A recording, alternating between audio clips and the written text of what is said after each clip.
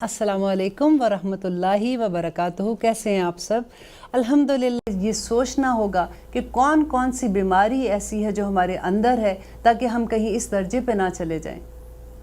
हम आज़ाद किधर हैं? हम में से कोई आज़ाद नहीं है। हम अपने अल्लाह सुब्हान ताला के अहकामात के अंदर हैं।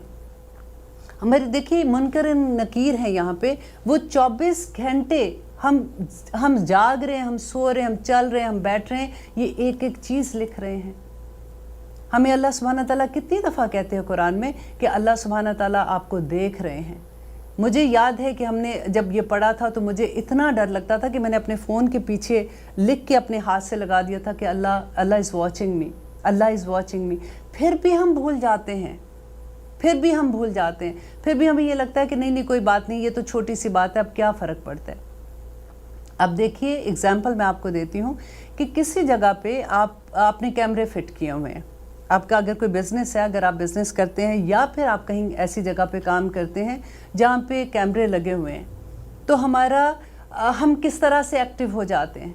हम कैसे सोचते हैं कि वो देख रहे हैं, कहीं ऐसा ना हो कि मेरी ये काम से उनको पता चल जाए कि मैं कोई गलत हरकत कर रही हूँ। हम एक चीज़ जो है वो कॉन्शियसली कर रहे होते हैं।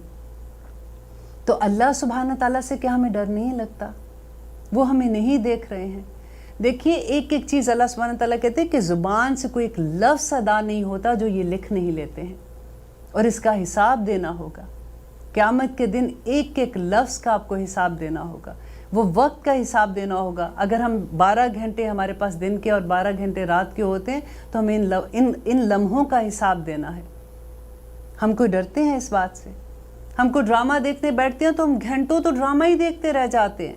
हम मूवी देखने बैठते हैं, 3-3 घंटे मूवियाँ देखते रह जाते हैं। हमने उन 3 घंटों का हिसाब कैसे देना होगा? वक्त किसके पास है?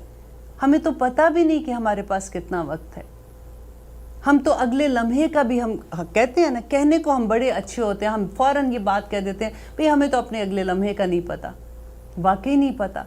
लेकिन फिर इस लम्हे को आप क्या कर रहे हैं? आपने कभी एक दिन ऐसे गुजार के देखें कि ये आज का दिन मेरा आखिरी दिन है, कल मुझे अल्लाह सुब्हान ताला ने मोहलत नहीं देनी है।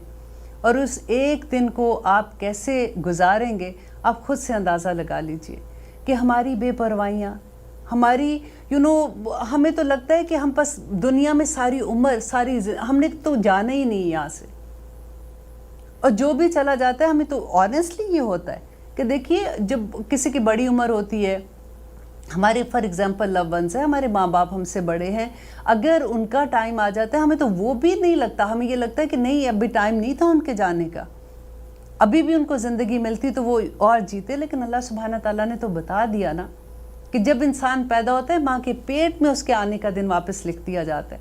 वो दिन जो आपका दुनिया में है और वो जो दिन आपका कब्र में है, आप बाहर नहीं गुजार सकते हैं। आपके पास कितने दिन हैं? हम कितने दिन इस दुनिया में हैं? हम सामान इतना इकट्ठा, और फिर उसके बावजूद भी जब देखिए नमाज की बात आती है तो ऐसा होता है कि जल्दी पढ़ दे। अल्हम्दुलिल्लाह बहुत से लोग हैं वो बड़ी अच्छी नमाज़ें भी पढ़ते हैं।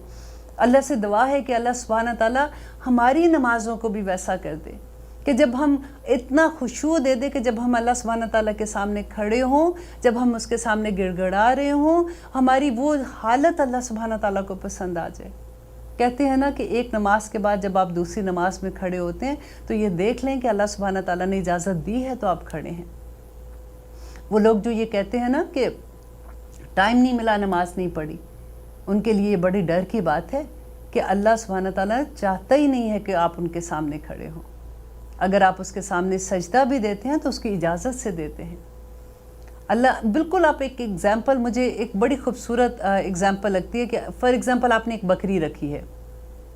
आप सोचिए कि आपके पास 10 गज़ लंबा आपके पास एक रस्सी है जिससे आपने उसको बांधा हुआ है। अब वो 10 गज़ और साथ आपने बाड़ लगाई हुई है, और अब वो 10 गज़ रस्सी के अंदर आपने उसको खाना भी दे रहे हैं, आप उसका ख्याल भी रख रहे हैं, पानी भी रखा हुआ है, वो खाती है, पीती है, चलती है, चढ़ती है, वापस आके अपनी जगह पे बैठ जाती है, उसको कोई गम भी कोई नहीं है। अब उसको ये भी डर नहीं, बाढ़ से बाहर जाती तो डेफिनेटली कोई भेड़िया ना खा जाए, कोई जंगली जानवर ना उसको ले जाए। कहीं बाहर निकलती है, वो रास्ता भूल जाए, वापस आई नहीं, खाएगी क्या, कैसे रहेगी? اب انسان کیا ہوتا ہے کہ جیسے اگر آپ وہ اگزامپل دیکھیں کہ اگر وہ اپنی گردن جو اس نے رسی باندھی ہوئی ہے نا، اگر وہ باہر نکلنے کی کوشش کرتی ہے، بار بار چھڑاتی ہے، تو اس کی گردن کھنچے گی نا، اس کو تکلیف ہوگی نا۔ ہمارا بھی یہی حال ہے۔ اگر تو ہم اللہ سبحانہ تعالیٰ کے احکامات کے اندر رہتے ہوئے سبحان اللہ اس دنیا میں ہر وہ کام کرتے رہیں گے نا، بڑے امن سے رہیں گے۔ جب ہم ان حدوں کو کراس کرنے کی کوشش کرتے ہیں نا، اپنی رسی کھینچتے ہیں، اپنے گردن کھینچتے ہیں، پھر ہمیں درد ہوتی ہے، پھر تکلیف ہوتی ہے، پھر ڈپریشن ہوتا ہے۔ اور ڈپریشن کا کیا ہے؟ دیکھیں کبھی بھی آپ یہ دیکھیں کہ ہماری ٹیچر کہا کرتی تھی کہ مومن جو ہے نا اس کو ڈپریشن نہیں ہو سکتا۔ مجھے بڑی حیرت ہوتی تھی کہ وہ اتنی بڑی بات کیسے کہتی ہیں۔ وہ یہ کہا کرتی تھی کہ جس کو اللہ سبحانہ تعالیٰ پہ توکل ہونا تو اس کو کیسے ڈپریشن ہو سکتا ہے؟ اس کا تو ایک ایک عمل اللہ سبحانہ تعالیٰ کے لیے، ایک ایک قدم اللہ سبحانہ تعالیٰ کے لیے، وہ جیتا بھی اس کے لیے، وہ مرتا بھی اس کے لیے ہے۔ تو ڈپریشن کب ہوتا ہے؟ دیکھیے گناہ جو ہے نا اللہ سبحانہ تعالیٰ نے ایسی اس کے لیے رکھا ہے، وہ فیلنگس ہیں کہ دا مومنٹ انسان گناہ کرتا ہے نا تو اس کے اندر کچھ ہوتا ہے، اس کو تکلیف ہوتی ہے، اس کو گلٹ ہوتا ہے۔ اور جب وہ گناہ کرتا ہے وہ گلٹ کو چھپانے کے لیے پھر وہ کیا ہوتا ہے؟ پھر آپ نیند کی گولیاں کیونکہ نیند نہیں آتی ہے، پھر پریشانی۔ یہ میں ایک گناہ کی بات نہیں کر رہی ہوں۔ جب ہم ایک گناہ خدا نخواستہ ایک غلط کام ہو جاتا ہے، پھر اس کے بعد دوسرا آسان ہو جاتا ہے، تیسرا اس سے بھی آسان ہو جاتا ہے۔ یہ میں اس گناہ کی بات کر رہی ہوں جب ہم کرتے کرتے عادی ہو جاتے ہیں، کیونکہ ہر گناہ سے دل میں آپ یہ یقین رکھ لیں، اس بات کو پکا یقین رکھ لیں کہ دل میں تکلیف ہوگی، گلٹ ہوگا۔ یہ آٹومیٹیکلی اللہ تعالیٰ نے بلٹ ان کر دیا ہے۔ جیسے آپ نیکی کرتے ہیں تو خوشی ہوتی ہے نا، اب اپنے پیسے آپ کسی غریب کو دیاتے ہو جو آپ نے اتنی محنت سے کمائے ہیں، لیکن آپ کو اتنی بڑی نعمت اس کے بدلے میں ملتی ہے، آپ کو ایک خوشی کا احساس ہوتا ہے کہ آپ نے کسی کی مدد کی۔ بالکل اسی طرح سے ایک دا مومنٹ آپ اللہ سبحانہ تعالیٰ کی نافرمانی کرو گے تو یہاں پہ تکلیف ہوگی، اور وہ ہوتے ہوتے آپ کو ڈپریشن کے اندر لے جاتی ہے۔ اور پھر کیا ہوتا ہے؟ آپ دیکھیے بڑے بڑے گھروں میں، چھوٹے چھوٹے گھروں میں، ہر جگہ پہ کیا نیند کی گولیاں۔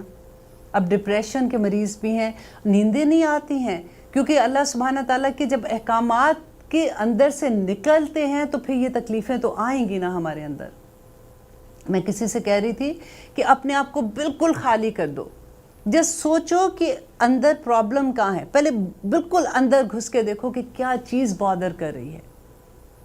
وہ جب آپ وہ فگر آؤٹ کر لو گے، اس سے آپ کو اتنا چین ملے گا، پھر آپ اس کو کہتے ہو کہ اللہ سبحانہ تعالیٰ یہ دنیا ہے کتنی کو، میں کس غم کو لے کے بیٹھی ہوئی ہوں خام خواہ۔ اور پھر آپ جب وہ چیز نکال دیتے ہو، پھر اللہ سبحانہ تعالیٰ آپ کو چین دے دیتا ہے۔